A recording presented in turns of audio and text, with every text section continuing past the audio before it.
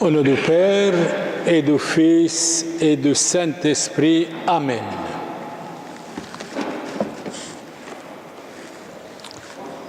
L'évangile de ce matin, vous venez d'entendre, frères et sœurs,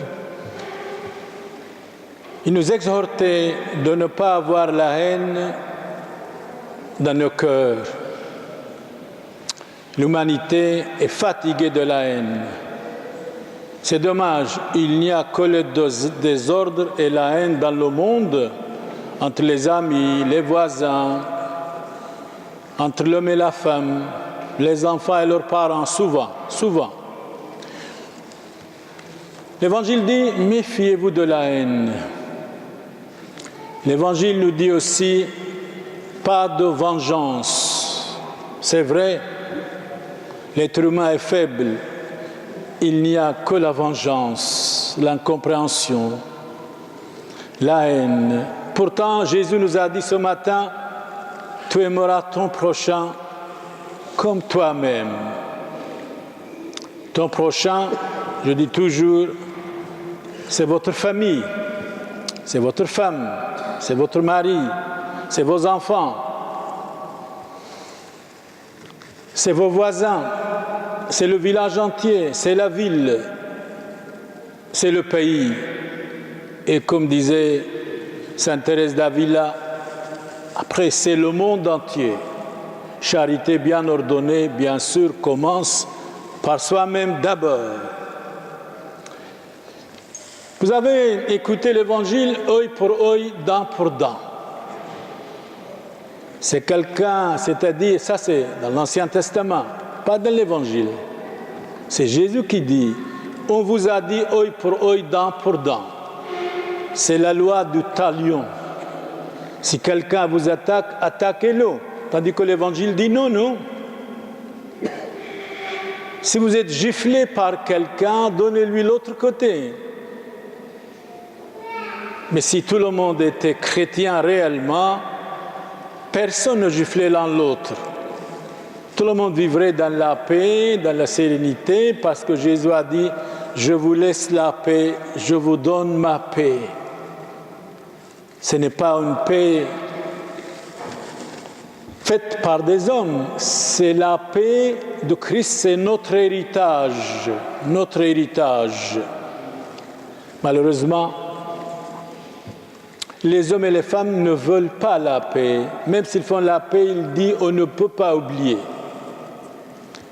Je suis convaincu, tout est possible à Dieu. Tout est possible à Dieu. On dit souvent trois religions monothéistes, c'est-à-dire le judaïsme, le christianisme et l'islam. L'islam dit textuellement les juifs et les chrétiens ont déformé leurs livres. Par exemple, l'islam ne reconnaît vraiment pas ni la mort de Christ, ni sa crucifixion, ni sa résurrection, ni le Fils de Dieu. Alors, qu'est-ce qu'il nous reste? Rien. Jésus nous a apporté l'amour de Dieu et du prochain. L'Ancien Testament, œil pour œil, dent pour dent. Mais chez l'islam, dans leur livre, le Coran, aussi la même chose. Opprimez ceux qui vous oppriment. Chapitre 2 du Coran, page 190. Jésus dit, aimez vos ennemis. L'Ancien Testament, œil pour œil, dent pour dent. L'islam, opprimez ceux qui vous oppriment. Alors, quelle religion il faut choisir? Bien sûr, le christianisme, la loi de Christ, c'est l'amour de Dieu et l'amour du prochain. Je vous remercie pour votre écoute, que vous avez écouté la parole de l'Évangile, mais j'ai quelque chose à vous citer ce matin. La Déclaration universelle des droits de l'homme.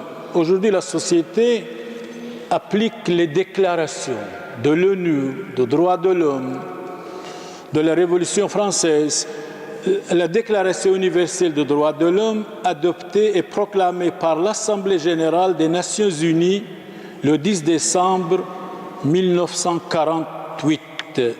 1948.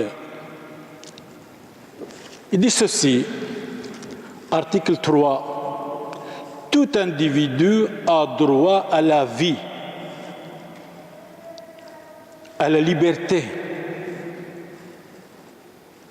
à la sûreté de sa personne, à la sûreté de sa personne. Article 19 dit ceci, toute personne a droit à la liberté de pensée, de conscience, de religion. Ce droit implique la liberté même de changer de religion ou de conviction, ainsi que la liberté de manifester sa religion ou sa conviction seule ou en commun, tant en public qu'en privé, par l'enseignement, les pratiques, le culte et l'accomplissement des rites. Et dans la Constitution belge, de Belgique, du Royaume, article 19 dit ceci. La liberté des cultes, celle de leur exercice public, ainsi que la liberté de manifester ses opinions en toute matière est garantie par la loi. Ce qui veut dire, vous pouvez choisir votre religion, votre messe, votre culte. Personne ne peut vous empêcher. C'est votre liberté totale, absolue. Aujourd'hui, la société laïque, malheureusement, n'est pas dirigée selon l'Évangile, c'est dirigée selon les déclarations. Toutes ces déclarations humaines sont ici.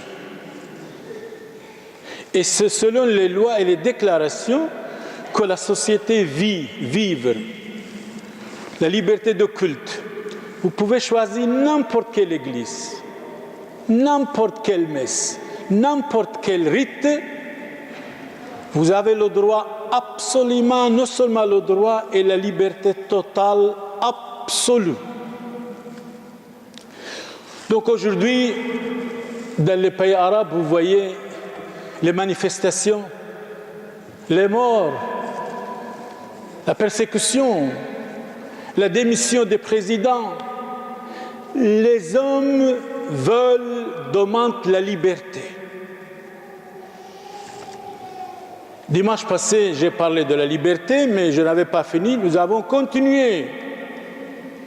Notre liberté, votre liberté, personne au monde ne peut vous menacer, ne peut nous menacer. C'est la liberté de culte, de choisir la messe ou de choisir le rite. Il est écrit dans la Constitution, dans la loi de Belgique, du Royaume. Donc, soyez assurés 100%. Alors aujourd'hui, bien sûr, nous allons encore parler de la liberté. Tout individu a droit à la vie, à la liberté, à la sûreté de sa vie. Liberté, bien sûr, ne doit pas, ce qui ne veut pas dire doit être l'anarchie, loin de là. Loin de là. La liberté dans l'homme et la santé de l'âme. Quand on est malade, c'est vrai, c'est tout autre chose. Mais quand nous avons la santé, c'est tout autre chose. La santé, c'est notre capital. La liberté dans l'homme et la santé de l'âme, disait Voltaire. Et Saint Bonaventure, un saint italien, Bonaventure, mort en 1274, nous dit: mais d'où viennent les maladies? Pourquoi il y a tant de maladies dans la vie? C'est vrai, d'où viennent les maladies, tant de maladies? Saint Bonaventure nous dit ceci: sinon des excès de bouche, de l'estomac, L'estomac est notre ami et en même temps notre ennemi. On mange n'importe quoi. Sinon, des excès de bouche et des rapports fréquents sexuels avec les femmes. C'est Saint Bonaventure qui nous dit. Saint Bonaventure, un grand saint mort en 1274, même année comme Saint Thomas d'Aquin. Il n'y a pas de richesse préférable à la santé du corps. Notre corps, c'est notre ami, mais quand vous le gâtez trop, il devient notre ennemi. Mais nous devons aimer même nos ennemis en même temps, parce que Jésus ce matin nous a conseillé, aimez vos ennemis, priez pour ceux qui vous persécutent. Si vous aimez ceux qui vous aiment, quelle récompense vous avez? Bien sûr, vous allez dire, c'est impossible. Je crois, dans le christianisme, dans le catholicisme, il n'y a rien qui est impossible quand nous avons l'amour de Dieu, l'amour du prochain, l'amour des êtres humains.